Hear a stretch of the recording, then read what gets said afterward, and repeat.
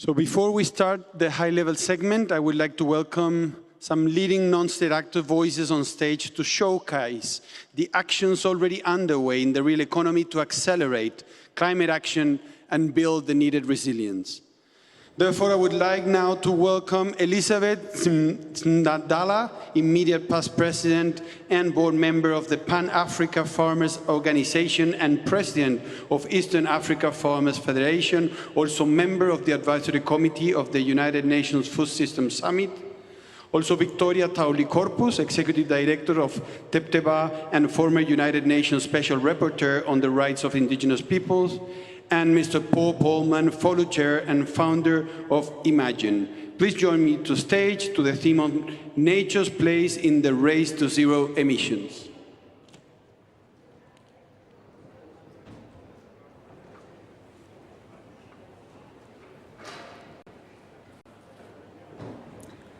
Thank you, Gonzalo Munoz, Your Excellencies, distinguished delegates, ladies and gentlemen, good afternoon. I stand here as a proud farmer. I have passion for my land. I love my work and the communities it supports. I'm happy that my work gives you life every day. But I'm not just one farmer.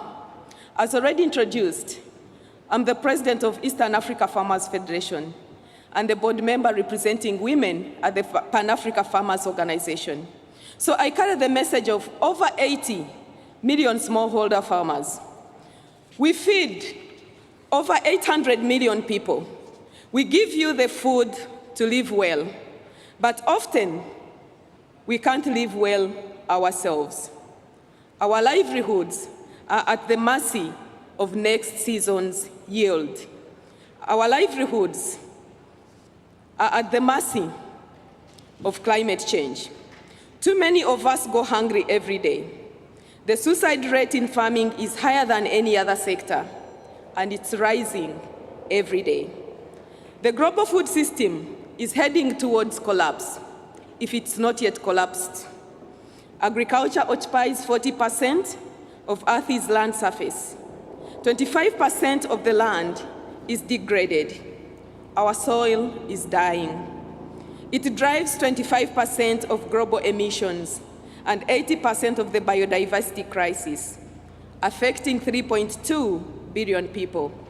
And these are people who live in rural communities, and especially the smallholder farmers in developing countries. 3 billion people cannot afford to eat a healthy diet. The current market forces and subsidies trap farmers in business models that harm our land, our planet, our health, and our future. We must reverse this destruction before it's too late. And we can, by listening to farmers. We understand how to farm in a way that respects nature and that nurtures land as a carbon sink. We've been doing it for years, but we need your help to do this at scale. We need a seat at the table. It is farmers that can build food systems that our children and grandchildren will thank us for. And Region 10 will provide us with that seat. This is why I'm grateful for this opportunity to address you today, because the world's farmers stand ready to act. In Region 10, we are stepping up to scale a regenerative global food system in a decade, and we need you to reciprocate. Together, we can ensure that by 2030, that over half of the world's food is produced in a way that delivers good food for our people, for nature, and for our planet. But we can only do this if we fairly reward farmers for doing what we do best and doing what we love, stewarding the land, so that we all benefit. My message to you is simple. We stand ready to play our part in fighting climate change, in reversing nature loss, and providing affordable health and good food for all. but we need you to act with us. And there is no time to waste. The time is now. I would now like to welcome to stage Victoria Tauli Kopuz, Executive Director of Tebteba and former United Nations Special Rapporteur on the rights of indigenous people, to reinforce my voice. Thank you so much.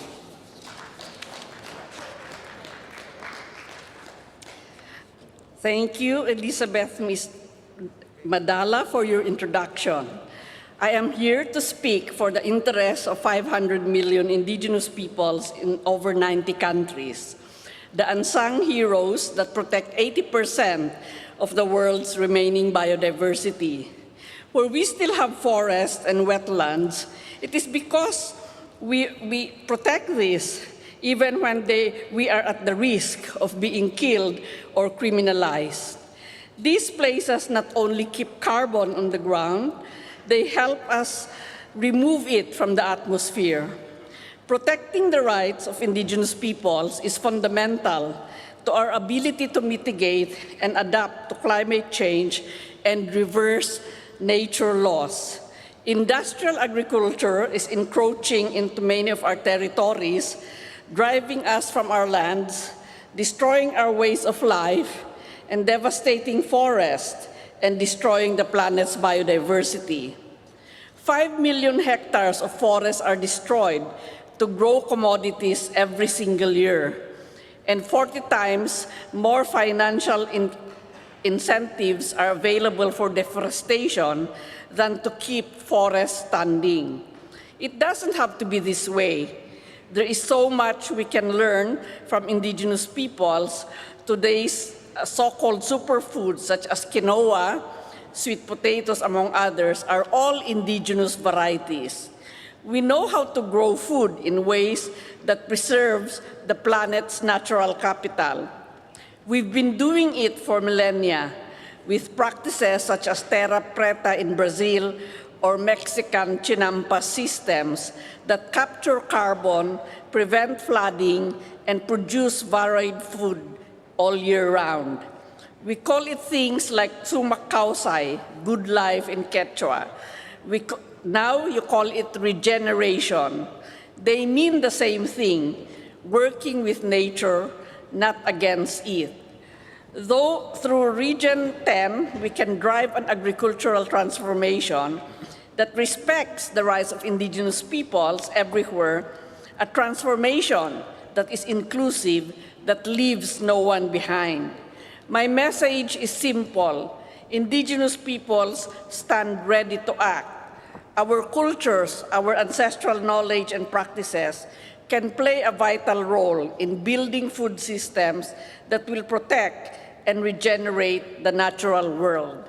We need you to act with us. I would now like to welcome Paul Polman, the co-chair of FOLU and founder of Imagine, to the stage. Well, thank you, Victoria. You've heard from farmers. You've heard from indigenous people. Desperate calls to some extent, and rightfully so.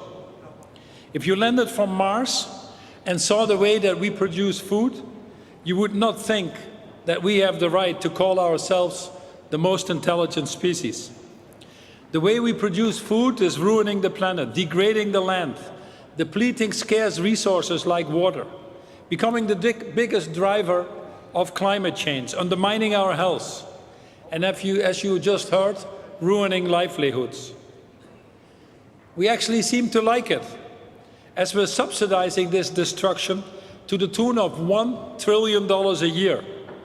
This is lunacy playing out at species level. Our food system is at the heart of achieving the SDGs.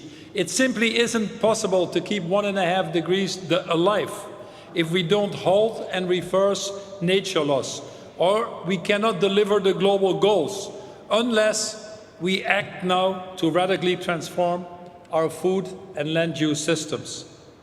A regenerative food system holds the key to all of these 3 goals. It's the best, fastest, and cheapest solution we have to fight climate change and inequity. Well, the moral argument is clear, but so should be the economics. The difference between the cost of inaction and the cost of action to transform our food system could be as much as $25 trillion a year by 2050. And farmers already have the solution. Many of them have been doing this for years through regenerative and agroecological practices, driving better yield with lower inputs, building carbon-rich soils, more resilient crops, and yes, getting better income as a result as well. It works. Yet, less than 5% of our food system is produced this way. Scaling this to 50% by 2030 can be done for just $60 billion a year, less than 2% of the total investment required for the transition to net zero. And the benefits will be huge. When combined with strong action on deforestation and diets, it can cut up to 25% of global emissions, sequestering up to 7 gigatons per year of CO2, restoring degraded land, ensuring food security, and yes, halting and reversing nature loss by 2030. And we have a solution. It is called Regen 10, a bold collective action plan to scale the regenerative food systems worldwide in a decade. Our goal, very simple. By 2030, over half of the world's food to be produced in a way that delivers positive outcomes for people, nature, and climate. And what makes it so powerful is that it puts farmers at the center of this transition and brings together the stakeholders from across the system to empower and enable them. The Alliance includes the farmer organizations, representing over 1 billion farmers worldwide, business organizations, representing 50% of global food production, and covering over 30% of the sector's emission. Together, we will drive the alignment and convergence of existing initiatives and deliver on the 3 critical areas: mobilizing and enabling the global farmer community, aligning on metrics, outcomes, definitions, and data, and developing transition pathways and proof points. The goals are simple. By 2030, have 50% of the world's food produced regeneratively for just $60 billion a year. 500 million farmers paid fairly for farming regeneratively. And yes, 60 billion per year deployed to finance this transition. In the next 6 months, we will align a first wave of interventions to be delivered before the next COP in Africa. But to do this, we also need your help. First, build food and farming into all country NDCs. Second, put in place the policies and subsidy reforms that reward farmers fairly for good land stewardship. And finally, create the market incentives, innovation and financing to help transform our value chains. As world leaders, you have a critical role to play. We all do, not just as politicians, business leaders, farmers, indigenous people, but above all, as human beings. Thank you very much.